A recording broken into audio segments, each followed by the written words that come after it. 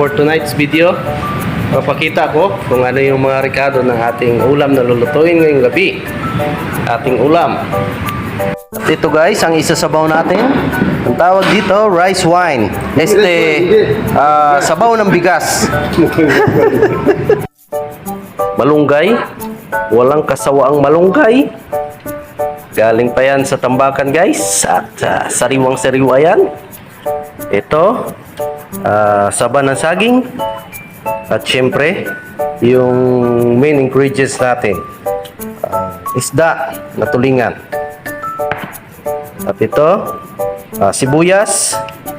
Lalagyan din natin ng luya at meron tayong kalamansi, pero yung kalamansi alam nyo na kung para saan yun.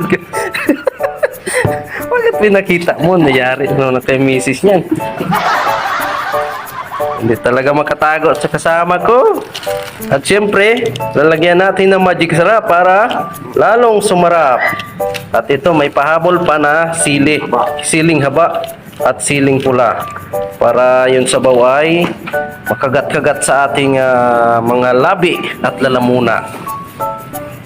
At mamaya, papakita natin yung finished product ng ating luto.